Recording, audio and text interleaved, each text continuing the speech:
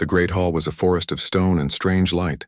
Giant pillars carved with the history of the Cathar Imperium reached up to a ceiling lost in shadow.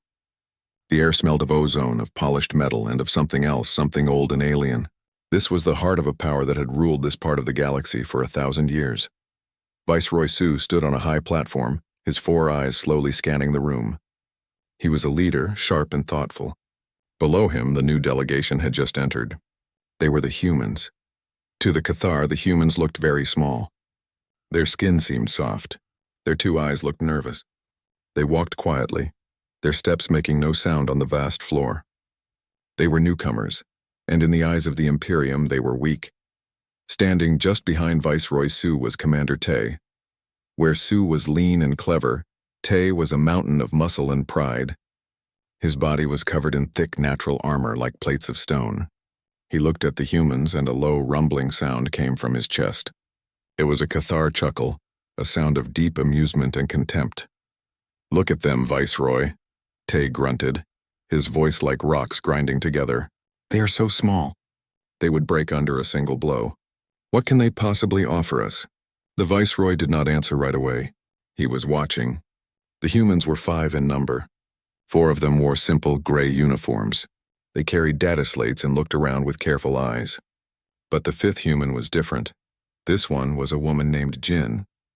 She was not tall, but she moved with a calm and certain grace. While the others focused on the Cathar leaders, her eyes traced the lines of the hall, the positions of the guards, the paths of escape. And at her hip she carried a weapon. It was a sword. It was not a modern weapon. It was not a glowing plasma blade or a powered vibro sword. It was a simple old thing. The handle was wrapped in dark leather, and the guard was a simple curve of polished metal. The scabbard was plain wood. The whole thing looked like a piece of history, a relic from a world that had not yet learned to fly to the stars. Commander Tay's eyes, all 4 of them, locked onto it. His chuckle grew louder. This was the final proof of human foolishness. "Their technology is a joke," he said to Su, not bothering to keep his voice down. "They bring chemical projectile guns and that." He pointed a thick clawed finger at Jin's hip. "It is a toy." The human delegation reached the center of the hall and stopped. A man named Min, who was Jin's partner, began to speak the formal greetings. His voice was steady, but the tension in the room was thick. As Min spoke, Commander Tay decided to make a point. He stepped down from the platform. His heavy boots made the floor shake. He ignored Min and walked straight towards Jin. He loomed over her, a giant looking down at a child. The hall fell silent. All alien eyes were on them.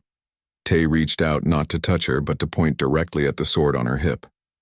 "Phew," his voice boomed, echoing in the vast space. "Human, that is a curious choice of weapon." Jin looked up at him. Her face showed no fear. It showed no anger. It was calm, like still water. Tay continued, enjoying the attention. "I have fought in 100 battles. I have seen weapons that can level cities. I have seen blades of pure energy that can cut through starship hulls." He leaned in closer. "And I chuckle at the length of your sword. It is a toothpick, a needle. It could not even pierce the seams of my armor." He grinned, a wide, unpleasant sight full of sharp teeth. He had insulted her people and their technology. It was a power play, a way to show everyone who was strong and who was weak. Jin did not look away. She did not step back. She simply stood there for a moment, her dark eyes holding his gaze. Then she spoke. Her voice was not loud, but it was clear. It was sharp. It cut through the heavy air and the silence more effectively than any shout. "It's just long enough for your throat." For a full 3 seconds there was no sound at all. You could hear the hum of the distant machinery. You could hear the quiet breath of the other delegates. Then a wave of sound swept through the hall. It was a hiss of surprise from a dozen different alien species. The Cathar guards tightened their grips on their massive rifles. The human diplomats looked pale, but Min allowed himself a very small, very quick smile. Commander Tay froze. His grin vanished. The color of his hide darkened from a stony gray to a furious, blotchy purple. Rage made his body tremble. No one in all his long life had ever spoken to him like that. No one had ever been so dismissive, so cold, so precise with an insult.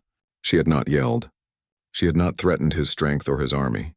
She had simply pointed out a single, simple, deadly fact. Viceroy Su, from his high place, watched it all. He saw Tay's humiliation. He saw the human woman's impossible calm. He saw the shift in the room. The humans were not just weak and scared. There was something else there. Something sharp. He stepped forward, his voice smooth and diplomatic, breaking the tension. "The formal greetings are over," he announced. "We will now move to the private chambers for discussion." The moment was broken. The crowd began to move again, but the atmosphere had changed. The humans were no longer just a curiosity. They were a question. As the delegates filed out, Tay remained where he was, staring at Jin. She turned away from him as if he were a piece of furniture, and walked with her group. Her hand rested lightly on the hilt of her short, simple sword. Tay finally moved, stomping back to the Viceroy's side. "I will make her eat that blade," he snarled, his voice a low, dangerous rumble. Viceroy Su looked at his commander, then back at the retreating form of the small human woman. "Perhaps," Su said quietly. "Or perhaps, Commander, you have just been given a very valuable lesson and you were too angry to learn it." "What lesson?" Tay spat. "That the smallest blade," Su replied, his eyes thoughtful, "is the one you do not see coming until it is already in your heart." He paused. "Do not underestimate them again. It seems their bite is far worse than their bark." But Tay was not listening. His pride was wounded. His mind was already racing, thinking of ways to get these humans, and especially that woman, out into the open, somewhere where the rules of diplomacy did not apply, somewhere where he could show her what real strength was. He chuckled again, but this time it was a dark and promise-filled sound. This was not over. It had only just begun. The silence in the human envoy's quarters was heavy. The hum of the ship's life support system was the only sound. The room was small and functional, a sharp contrast to the grand hall they had just left. Min sat at a small table, his fingers flying over a data pad. Lines of text and star charts glowed on its surface. Jin stood by the viewport looking out at the stars. Her back was straight. In her hands she held her sword. She was cleaning it with a soft cloth. The motion was slow and careful. Each movement was part of a ritual. The blade was not metal, but a dull gray material that seemed to swallow the light. It was perfectly straight with a needle-sharp point. Min finally broke the silence. "Well," he said, not looking up from his pad. "You certainly know how to make an impression, Jin." Jin did not turn. "He needed to be corrected," she said. Her voice was calm and even. "Arrogance is a weakness." He showed his to everyone in the room. "He showed it and you slapped it in front of the whole galaxy," Min replied. A small smile touched his lips. "I'm not complaining. It was beautiful to watch. But it has made things complicated." He turned the data pad around. On the screen was a map of the Kyrios system. A small, ugly-looking asteroid belt was highlighted in red. "This is what we are here for. The Kyrios belt. It is full of minerals we desperately need. Metals for our ships. Elements for our medical tech. It is a lifeline for our people." "The Cathar do not want it?" Jin asked, still looking at her blade. "They think it is a worthless backwater. Too dangerous to mine. Too unstable. They are happy to let us have it for a price. Or so we thought." Min sighed and ran a hand through his hair. "Your little exchange with the giant has given Viceroy Su a new idea. He sees it as an opportunity. An opportunity for what?" "For a test," a new voice said. The door to their quarters slid open. Ambassador Park, the leader of their delegation, entered. He looked tired. "We have just finished our private discussion with Viceroy Su. The terms have changed." Ambassador Park sat down heavily. "The Cathar value strength above all. Su says our display was interesting, but words are cheap. He wants a demonstration of human capability, a proof of our worth." Jin finally turned from the viewport, her sword now sheathed at her hip. "What kind of proof?" "They are offering us the full mining rights to the Kyrios belt," Park said. "In exchange, we must complete a simple survey mission on the surface of Kyrios Prime, the largest planetoid in the belt." Min tapped his datapad. The screen showed a harsh, rocky world. Kyrios Prime. Seismic activity is off the charts. The atmosphere is toxic soup, and it's home to some of the most aggressive native fauna in the sector. The Cathar call it the grinder. "And the catch?" Jin asked, her eyes on the ambassador. "The catch," Park said, "is that we cannot send a full team. Su insists it must be a small, efficient operation. A test of our resilience. He suggests we send our two most demonstrative representatives." He looked from Jin to Min. Min leaned back in his chair. "So he wants to send us the woman with the sword and her spotter, into a death trap. Officially, Commander Tay will be there in his heavy assault shuttle to observe and ensure our safety, Park said, his voice dripping with sarcasm. Unofficially, he will be waiting for us to fail, or to give him an excuse to make Jin's words come true in the worst way. Jin walked to the table and looked at the image of Kyrios Prime. It was a jagged, angry rock. It is a trap. Of course it is, Min agreed. But it's a trap we have to walk into. If we refuse, we lose the treaty. Our people need those resources. We have no other choice. Jin was silent for a moment, studying the planet's surface. She pointed to a canyon network. The terrain is difficult. Tight spaces. Their large ship will have trouble following us closely. Their size will be a disadvantage there. Min zoomed in. You're thinking of the Viridian Chasm. It's a nightmare of geothermal vents and unstable rock. Their sensors will be useless in there. It's pure chaos. A good place to get lost, Jin said softly, or to set a trap of our own. Ambassador Park looked at her, his expression grim. You understand the risk? This is not a duel in a hall. This is survival. Tay will not fight with honor. He will use the environment, the creatures, anything to break you. Jin met his gaze. He believes in big weapons and big power. He thinks my sword is a joke because it is small. She placed her hand on the hilt. But a small key can open a big lock. A small blade can find a small gap in big armor. A message alert chimed on Min's datapad. He read it and let out a short, bitter laugh. It's our formal invitation. The mission is a go. We leave in 12 hours. Commander Tay sends his enthusiastic regards. He looked at Jin. He says he is looking forward to seeing how your little toothpick performs in a real environment. Jin's expression did not change. He will see. The next 12 hours were a blur of activity. They checked their gear. Their suits were light and flexible, designed for mobility, not for taking direct hits. Min packed his scanner and a long-range rifle, but he knew it would be of little use against Tay's personal armor. Their best weapon was Jin and her wits. Finally, they stood in the launch bay of the human ship. Their own small, agile scout ship was waiting. Through the large bay doors, they could see the menacing shape of Commander Tay's heavy assault shuttle. It was all sharp angles and heavy weapon pods, a brute of a ship. Ambassador Park shook their hands. Good luck. Get the survey data, survive, that is all that matters. Prove that human cleverness is stronger than Cathar might. Jin and Min boarded their scout ship. The engines whined to life. As they flew out of the bay, a deep, resonant voice came over their comms. It was Commander Tay. Welcome to the game, little humans, he rumbled. I will be watching your every move. Do try to be entertaining. Min switched off the external comm.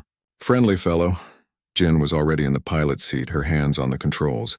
She guided the ship towards the ugly red-brown sphere of Kyrios Prime. Her face was a mask of concentration. The gauntlet has been thrown, Min said. Looking at the planet growing larger in the viewport, Jin nodded, her eyes fixed ahead. Now we pick it up. The scout ship shuddered as it broke through the thin, toxic atmosphere of Kyrios Prime. The sky outside was a permanent, sickly orange, streaked with clouds of dark dust. Below, the land was a jagged wasteland of black rock and deep canyons. Jin set the ship down in a small, relatively flat area near the edge of a massive chasm. The moment the engines cut, an eerie silence fell, broken only by the constant low rumble of the planet itself. Min checked his scanner. Readings are bad. The air is poison. The ground is unstable. And we have company. He pointed a gloved finger towards the sky. Commander Tay's assault shuttle hung there like a vulture, dark and unmoving. For now he just watches, Jin said, pulling the hood of her environment suit over her head. Let him. For 3 days they worked. They were methodical and careful. Min set up sensor poles that took readings of the mineral deposits. Jin scouted the perimeter, her movements silent and sure over the sharp rocks. She mapped the terrain in her mind, noting every crevice, every unstable-looking ledge, every steaming geothermal vent. High above, inside his shuttle, Commander Tay grew bored. He watched the two small figures on his screen. Their caution was pathetic. Their slow progress was an insult to the word strength. They hide in their little ship at night, he grumbled to his second-in-command. They move like they are afraid of their own shadows. This is not strength. This is cowardice. On the morning of the 4th day, his patience ran out. He would force a confrontation. He would make the human show her so-called skill. Activate the low-frequency sonic emitter, he ordered. Target the herd of rock scalers in the northern valley. Drive them towards the human camp. On the ground, Min was studying his scanner when the readings went crazy. Jin, something's wrong. The big herd to the north. They're moving fast and they're coming straight for us. Jin was at his side in a moment. She looked at the scanner, then at the terrain. The herd of massive six-legged creatures was being driven by an invisible force. They were panicked, and a panicked animal was a deadly weapon. This is no accident, Min said, his voice tight. This is a drive. Tay is herding them right at us. Jin's eyes were already scanning their surroundings. The vent field, she said, pointing to a nearby area where plumes of superheated steam shot from the ground at random intervals. We lead them there. Lead them? There's 100 of them, each the size of a land vehicle. We don't fight them, Jin said, her voice calm. We redirect them. You take the high ground. Use your rifle to steer them. Make noise. Panic them more. I will handle the rest, Min didn't argue. He trusted her completely. He scrambled up a steep slope of broken rock, finding a perch overlooking the planned path. He fired his rifle. Not at the creatures, but near their feet, kicking up rock and sound, funneling their stampede towards the treacherous vent field. The ground began to shake. The rock scalers thundered into view, their thick hides covered in sharp crystalline growths. Their many eyes were wide with fear. They were a rolling tide of destruction. Jin did not run. She stood her ground at the edge of the vent field. She pulled her sword from its scabbard. The dull gray blade looked insignificant against the charging giants. In his shuttle, Tay leaned forward, a cruel smile on his face. Now, human, let us see your toothpick try to stop this. The first rock scaler reached her. It was huge, all muscle and rage. It lowered its head to gore her with a crown of sharp horns. Jin did not meet its charge. At the last possible second, she sidestepped. It was a small, efficient movement. As the beast thundered past, her sword flashed. It was not a mighty slash. It was a precise, almost gentle flick of her wrist. The beast roared in surprise and pain, stumbling. The tendon in its back leg was severed. It crashed into the one behind it, causing a chain reaction of confusion. Another beast came at her. Jin dropped low, her sword tracing a line along its front leg. The leg buckled. The creature fell, sliding and blocking the path of others. She was not fighting them.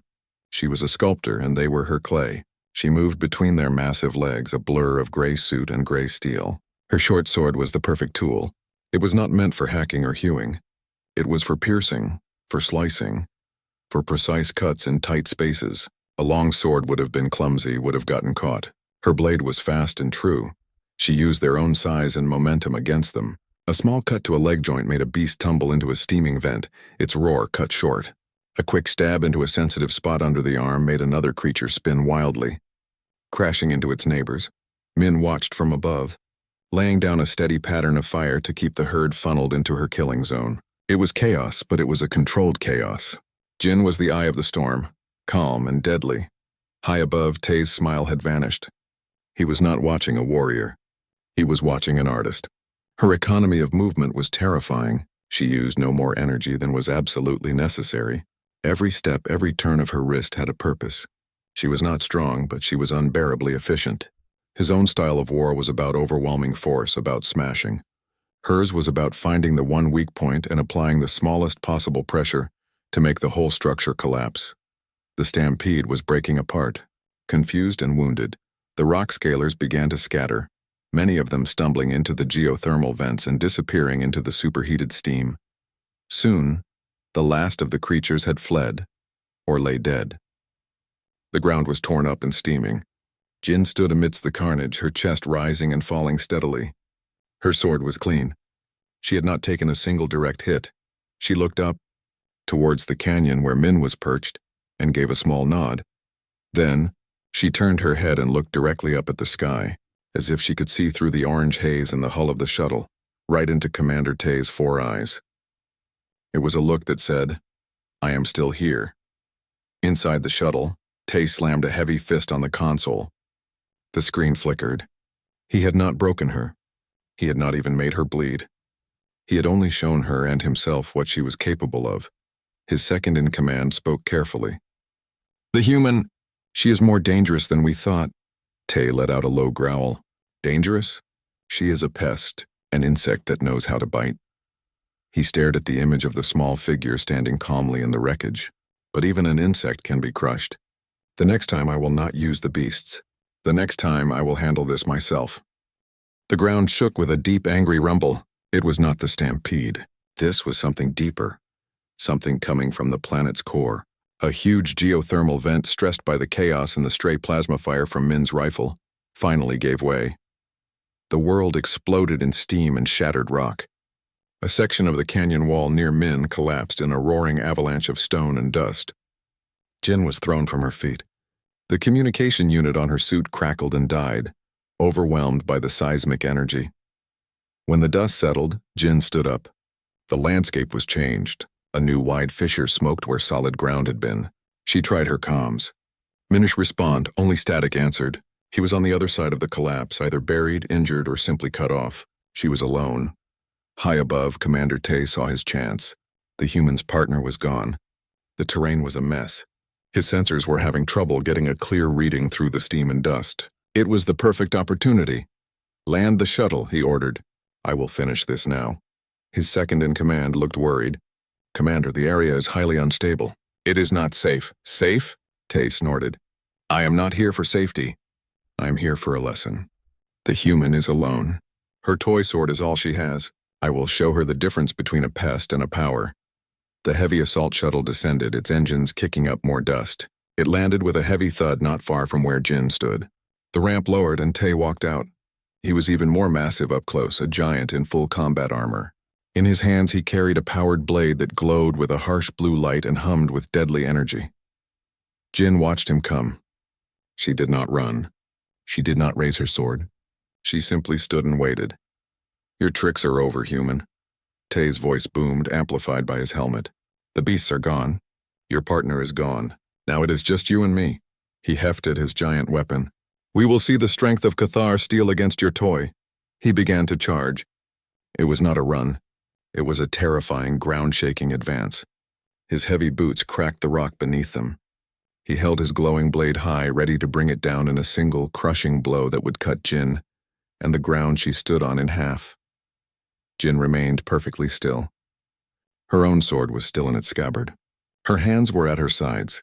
You still don't understand? She said, her voice quiet but clear through her suit's external speaker. This was never about strength against strength. Tay did not listen. He was only 10 steps away. 5. He roared and swung the massive energy blade in a terrible horizontal arc meant to cut her in two. At the very last moment, Jin moved. She did not try to block the blow. That would have been suicide. Instead, she dropped into a low crouch. The humming blade passed harmlessly over her head, so close she felt the heat from its energy field. But Tay's own immense weight and momentum carried him forward. He had put all his power into that swing, expecting to hit something. He hit nothing but air. His balance was thrown.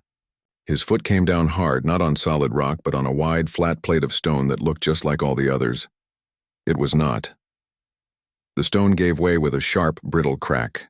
It was not rock at all, but a thin, fragile crust of minerals that had formed over a secondary volcanic vent. It shattered under his immense weight. With a bellow of surprise, Commander Tay plunged downward into darkness. There was a crash of metal and a hiss of steam from below. Jin walked calmly to the edge of the new hole. She looked down. Tay was at the bottom of a deep, narrow pit. Superheated steam rose from cracks in the floor. His fall had been broken by a jagged, crystalline formation that had speared up through the leg of his armor, pinning him like a bug. He was trapped. His massive, glowing sword was useless in the tight space. He thrashed and roared, but he could not free himself. He looked up and saw Jin's silhouette against the orange sky. He expected her to laugh. He expected her to gloat. He expected her to jump down and finish him with that little blade of hers. Instead, she just stood there looking down at him. He was a giant in a cage of his own making. Your size is your prison, Commander, her voice came down, calm and factual. My toothpick is still free. Then, to his utter disbelief, she began to climb down.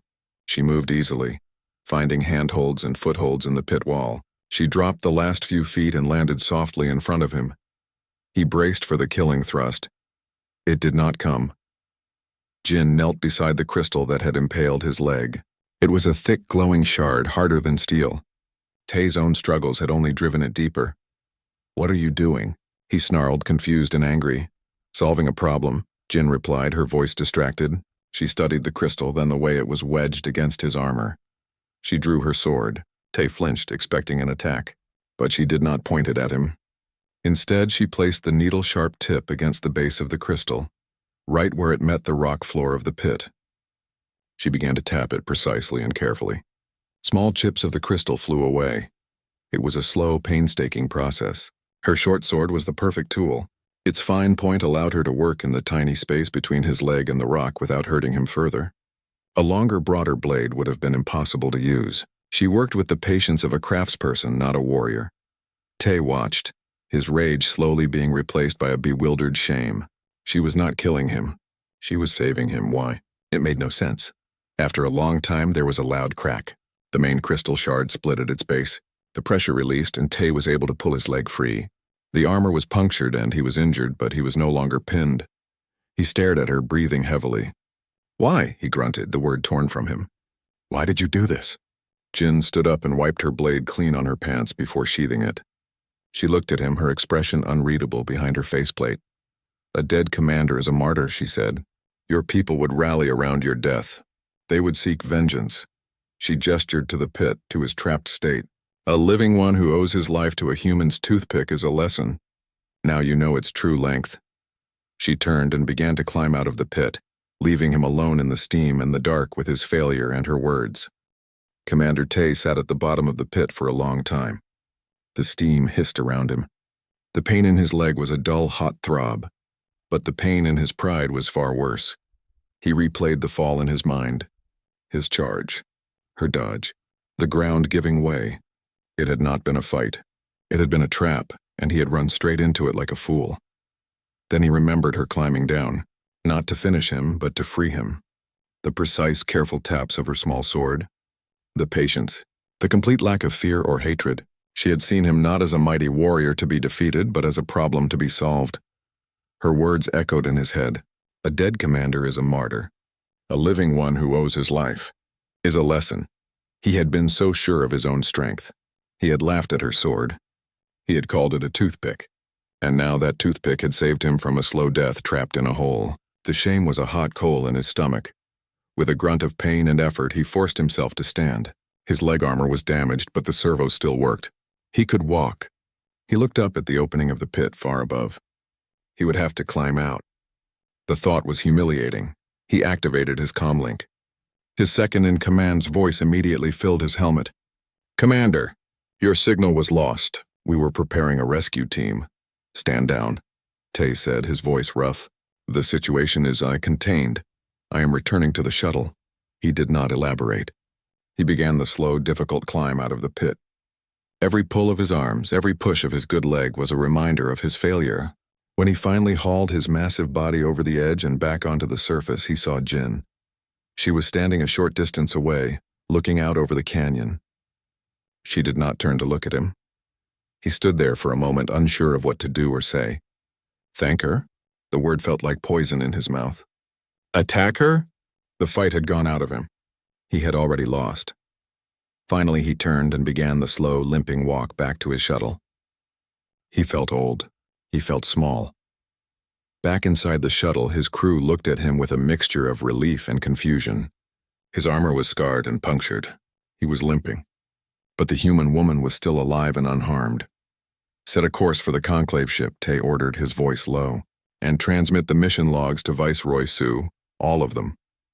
As the shuttle lifted off, Tay sat heavily in his command chair. He did not look at the view screen. He did not want to see the small gray-suited figure on the planet below. On the surface, Min finally managed to climb over the rockfall that had separated them. He ran to Jin, his scanner in his hand. "Jin, are you okay? I lost your signal. I saw the shuttle leave. What happened? Did you fight him?" Jin turned from the canyon view. "We had a discussion." Min looked at her, then at the new, gaping hole in the ground nearby. He could see the shattered crystal and the scuff marks from heavy armor. He pieced it together. You talked?" he asked, his eyebrows raised. "He understands the length of my sword now," Jin said. She looked at Min's scanner. Do we have the survey data we need? Min checked the device.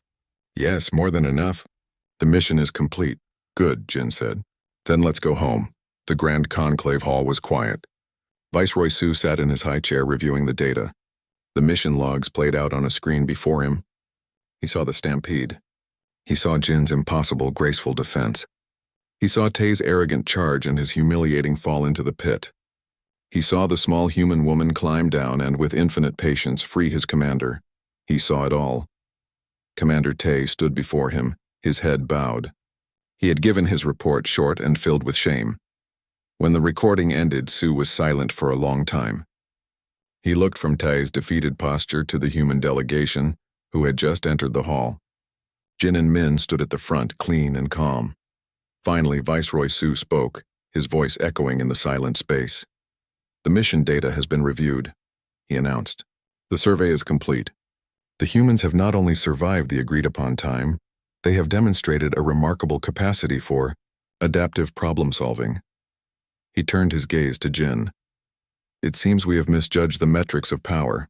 We believed that bigger was stronger, that louder was more confident. He gestured towards the screen, which was frozen on an image of Jin's small sword tapping at the crystal. A blade's worth is not in its length, but in the wisdom of the hand that wields it. He stood up. The Kyrios belt is yours. The mining treaty is granted. You have more than proven your worth. A wave of quiet murmurs went through the alien spectators. It was a complete and total victory for the humans. As the formal documents were signed, Tay continued to stand in place, unable to move. Su walked over to him. You are lucky, Commander, Su said quietly so only Tay could hear. She could have left you there to die. That would have been the Cathar way. Instead, she gave you a gift. Tay finally looked up. A gift, this humiliation? No, Su said. A lesson. One that I hope you have learned. The galaxy is wider and stranger than we knew. Perhaps it is time we stopped chuckling and started learning. The human delegation began to leave the hall. As Jin passed, she did not look at Tay. She did not smile or frown. It was as if he were just part of the scenery now, his purpose in her story complete. Min walked beside her. Think they'll stop chuckling now? He asked, a grin on his face. Jin allowed the faintest smile to touch her lips. For a while, she said. But the galaxy is full of those who need to be taught the same lesson. Her hand rested lightly on the hilt of her sword, a quiet promise.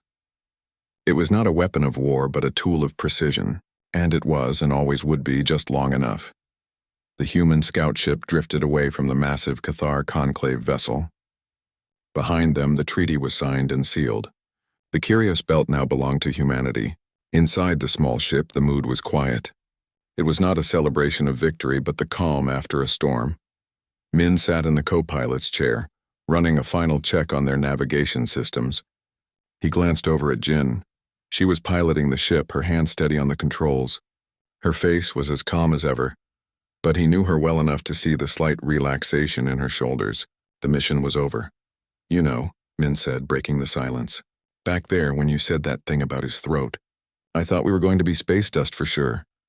Jin kept her eyes on the star-filled viewport. He needed to understand. He measured strength by size. It was a flawed measurement, Min chuckled. Well, you certainly gave him a new ruler. He grew more serious.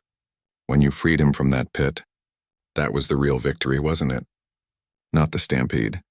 Not trapping him. But that, Jin was silent for a moment. A dead enemy is a simple thing. A living one who has been forced to see his own weakness. That can change things. It is a deeper cut. Back on the conclave ship, the scene was very different. Commander Tay stood alone in the armory. He had removed his scarred and damaged armor. The puncture in the leg piece was a stark reminder of his failure. He stared at it, his mind empty of the rage that usually filled it. All he felt was a hollow shame. Viceroy Su entered the room. He did not speak at first. He walked over and looked at the damaged armor. A report has come in from the Kyrios system, Su said, his voice neutral. The first human mining drones have arrived. They are small, efficient. They are already extracting ore from areas we considered too unstable. They are using the planet's own chaos to their advantage. Tay did not look up. They are clever. Yes, Su agreed. They are. And we called them weak. He picked up the damaged leg armor. She could have left you there, Commander. Your death would have given me a reason to deny them the treaty, to declare them hostile. We could have crushed them. I know, Tay muttered, but she did not. She gave you your life, and in doing so she gave us all a lesson in a different kind of strength. Sue put the armor down. We have spent 1,000 years believing that to be strong was to be big, to be loud, to be unbreakable. We forgot that water is softer than stone, yet it carves canyons. Tay finally lifted his head. What do you want me to do, Viceroy? I want you to learn, Sue said simply. I am reassigning you. You will be the liaison to the new human mining operations in the Kyrios Belt. You will work with them. You will watch them. And you will learn why a short sword is sometimes better than a warhammer. The order was a further humiliation, but Tay found he had no anger left to fight it. He just nodded. Yes, Viceroy. Weeks later, the human scout ship was docked at a bustling space station. It was a human station full of light and noise and activity. Jin and Min were in a quiet lounge looking out at the stars. A news report played on a screen nearby. It showed the first shipments of Kyrios ore being processed. It talked about the new opportunities for humanity. It was a story of hope. Min took a drink. We did it. We got them what they needed, Jin nodded. She was not looking at the screen. She was looking out at the dark, empty spaces between the stars. This was one battle, one lesson. There will be others. You think the Cathar will cause more trouble? Not the Cathar. Not for a while, at least. But the galaxy is vast. There will be other Tays. Other empires who will see us as small and weak. They will chuckle at our ships, our weapons, our size. She turned her head and looked at Min. They will need to be taught too. Min smiled. And you'll be there to teach them the length of your sword. Jin's hand moved almost unconsciously to the hilt of the blade, which she still wore at her hip. It was a part of her,